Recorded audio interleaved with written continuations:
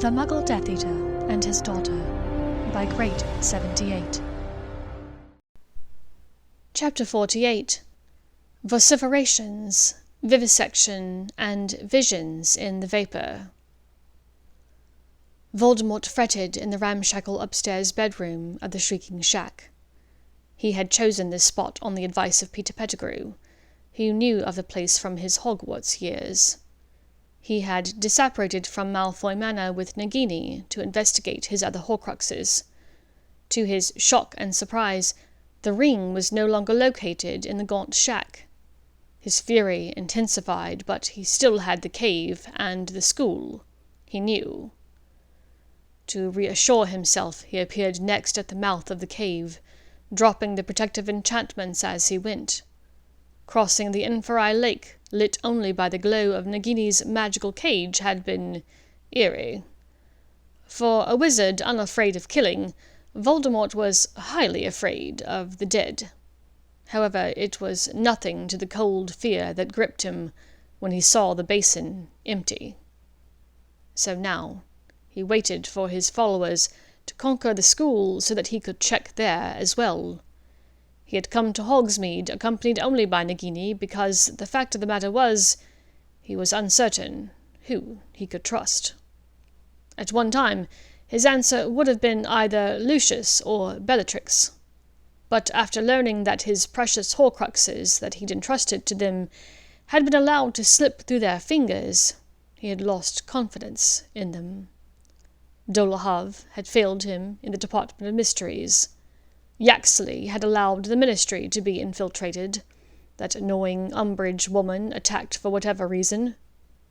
It was true that Snape had killed Dumbledore for him, after years of pretending to be Dumbledore's man. But the fact that the wizard could act so convincingly to Dumbledore struck fear in Voldemort's thoughts. Snape was impossible to read, either visually or through legilimency. It was hard to know the man's true thoughts. And Pettigrew had always been a useless, snivelling little shit. He had no one, really, Voldemort thought with self-pity. Surprisingly, the Death Eater that had proven most useful to him time and time again had been his Muggle cousin, Richard. He'd offered good ideas. He'd completed successful raids. He'd given Voldemort influence over millions of Muggles. Still, he could not be certain how the fight was progressing without an update from his ranks. He lifted his wand to his throat, did a non-verbal sonorous charm, and began to speak. "I know that you are preparing to fight.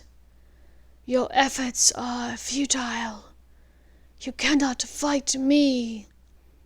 I do not want to kill you. I have great respect for the teachers of Hogwarts. I do not want to spill magical blood. Give me Harry Potter, and none shall be harmed. Give me Harry Potter, and I shall leave the school untouched. Give me Harry Potter, and you will be rewarded. You have until midnight." Then he thought, quietus. He looked around as though examining his surroundings for the first time. The Shrieking Shack was rather shabby and dated. Most of the furniture was in shambles, nothing like the surroundings to which he had become accustomed. This would not do. This could not be the place that he ascended to new heights, establishing himself as the leader of the wizarding world. This was the bathtub in the tiny bathroom at the Riddle House all over again. Could he and all of his Death Eaters truly fit in this small bedroom whilst he killed the Potter boy? Not too likely, he thought. With a sigh, he disapparated, landing on his bare feet on the soft, moist floor of the Forbidden Forest. It was no kingdom, but it would have to do. From the looks of it, this was the former lair of some very large creatures that had likely been turfed out by the echoing footfalls of the giants. He pressed the mark upon his arm, summoning his followers. There was a deafening cymbal crash from what sounded like 50 feet or so away. "Repello giantess," he said lazily. That should keep Lucius's little band at bay. The distant twang of a guitar faded gently into the night. Perfection. 15 minutes earlier. Only moments after Hermione had stabbed the diadem, the small group of celebrating students had been joined by several members of the Order and those they'd contacted. Ron and Luna had followed Fred and George off to fight in the entrance hall, where they'd eventually run into Theo, who joined their group. Molly Weasley was in a dither about Ginny wanting to stay and fight. At first, Molly had refused. It was only after securing the young witch's fervent promise that she would not leave her mother's side for the entirety of the battle that her mother allowed Ginny to stay. The two witches hurried away with Fleur, Mad-Eye, and Arthur. Neville and Pansy left with Dean and Seamus to find the Carrows and exact a bit more revenge. Hermione and Draco hurried off to check that everyone from the lower grades that should have evacuated actually had. And Harry was momentarily alone, when Voldemort's voice cut through the haze of the battle. As the final words faded from the air, "You have until midnight," Harry suddenly realized he wasn't as alone as he thought he was. He turned swiftly, wand drawn. The hulking, hook-nosed figure of Severus Snape came upon him from a hidden alcove. "Planning to take me in? Give me over to him?" Harry asked warily. A part of him still did not trust Snape, and possibly never would. "It may be difficult for you to believe, Potter, but not everyone is out to get you. As a matter of fact, it has been my sworn duty to protect you all of this time."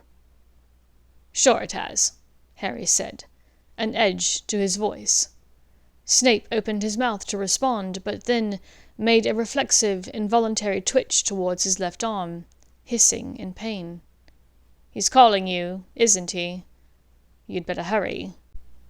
Don't want to leave the Dark Lord waiting.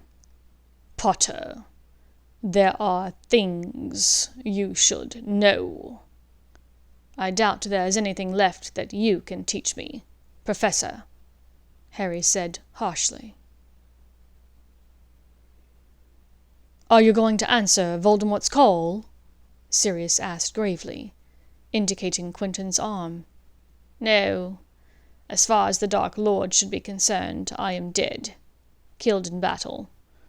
I'm sure that Richard will tell him that if he asks. I never told Richard anything about us, but I believe he will lie to cover for me.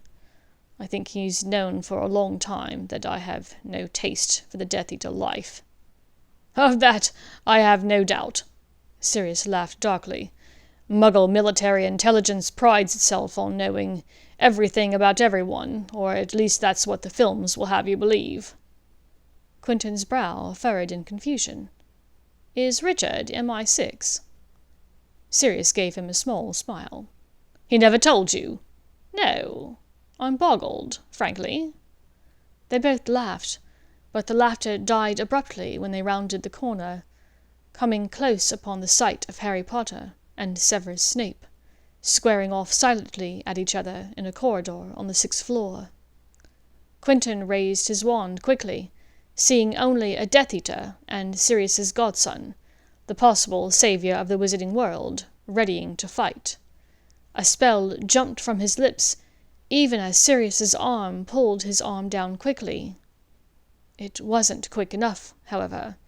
The spell struck Snape across the chest, a great gash that, while fairly shallow, cut a wide swath across the man's torso. "No!" said both Sirius and Harry, watching in horror as the potion's master fell. "What?" Quentin began, only for comprehension to flood his face. "Snape, he's with you, but he killed—" The words died in his throat as the other two wizards began healing charms, to little avail. "Madame Pomfrey is in the Great Hall. We can take him there," Harry said, his face ashen with horror. "No! You heard Voldemort, Harry. You have to stay here. The Great Hall is too close to the entrance of the school," Sirius urged. Lying on the ground between the three wizards, Snape held his wand in his badly shaking grip, as Quentin and Sirius made to magically move him. The shaking wand touched Snape's temple, drawing away a silver vapour that was at once familiar to Harry. He conjured a vial quickly, and watched in unabashed curiosity as Snape tried and failed to direct the memory into it with a shaky grip. Finally, Harry reached out a hand to steady it as the wand tip touched the glass, depositing the memory. He looked up to find the black eyes boring into his own green ones. "Look at me," Snape croaked out, clenching his teeth against the pane. Harry locked eyes with him for only a moment, then urged the other men to hurry him to Madame Pomfrey. "Find somewhere safe and hide, Harry. Whatever you do, don't leave the castle," Sirius urged, as he and Quentin rushed down the stairs to the Great Hall, levitating Snape in front of them. Harry turned in a slow circle, taking in the distant noises in the castle around him. After years of anxiety, months of searching, and hours of worry, it had come to this. Voldemort was out there, waiting for Harry to come to him. But there was something more important that he had to do first. He hitched up the sword of Gryffindor that he'd tucked into his belt, and drew in a steadying breath. Then he turned to find the secret passageway behind a nearby tapestry that would take him down to the 3rd floor, near the headmaster's office. "My mark is burning. He is calling us," Lucius said urgently, from where he stood near the fireplace in the back room of the Three Broomsticks. He brandished it for his wife and Richard to see. Richard flinched slightly. He had never seen the brand immediately after the call. It glowed red on Lucius's skin, an angry welt that writhed and seethed. Lucius turned to his wife. "Richard and I are going to go. You stay here, and stay safe." "The hell I will, Lucius. This is much my fight as yours. I have already had a hand in helping to destroy this man. I will see it finished." Narcissa's nostrils flared in her righteous indignation. Lucius's eyes widened, and he nodded his acquiescence silently, almost as fearful of his wife as he was of Voldemort. The three of them grasped arms, and the blonde wizard twisted on the spot, bringing the other two with him. The visions within the Pensieve weighed heavily on Harry's mind as he watched. To see his mother, his Aunt Petunia, so young, it was both haunting and jarring. Once again, the visions of his father and Snape saddened him. He had seen this scene, the first time 2 years before, and it would never not be shocking and upsetting to him. Even though Sirius and Lupin had explained that his father had matured, had grown, it was still hard to accept. But by far the most eye-opening were the memories of the conversations that Snape had had with Dumbledore. It was true. Dumbledore had kept things from him in 5th year. But Harry thought that their discussions in 6th year had been complete, entirely honest. But here was the devastating reality. When Voldemort tried to kill him, and the spell had rebounded, deflected by his mother's love, a part of Voldemort's soul, an unintended Horcrux, had broken free and latched itself onto Harry. Suddenly, the visions, the ability to understand Parseltongue, the Sorting Hat, telling him that he could be great in Slytherin, that it was all there in his head. All of it made perfect sense to him. The clarity of the moment was devastating.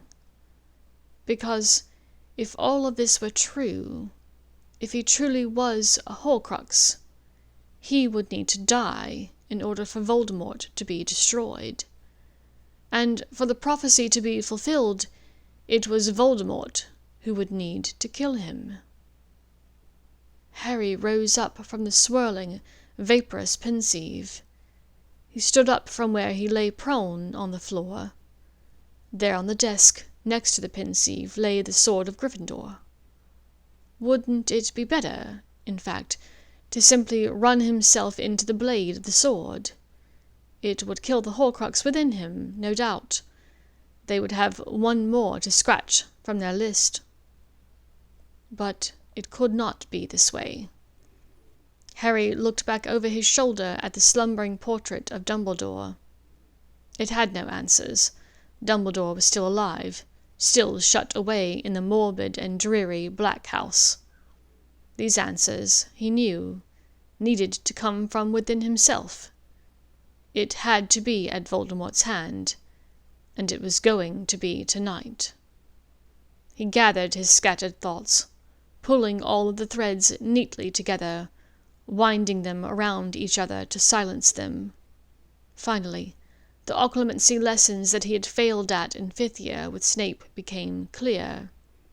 His mind emptied except for one thought, one idea: find Voldemort. He tucked his wand into his waistband, and pulled the cloak of invisibility over himself. He hefted the weight of the sword in his hands. What to do with it? He could not take it with him, that much was clear. The others would need it. There was still the snake, after all. But to leave it in here might mean that it would not be found when the time was right. He understood that now, having seen Snape, Draco, and Hermione's discussion about valor in the Pensieve. As he left the office and descended the moving staircase, he breathed shallowly. Walking to one's own death, it turned out, took even more courage than he'd expected. Stopping at the foot of the staircase, he watched the gargoyle swing back into place. On an impulse, he removed the sword from his belt and laid it carefully behind the statue. When the time came, he had no doubt that it would be found by the right person. Thank you for listening to this chapter of The Muggle Death Eater by Great78.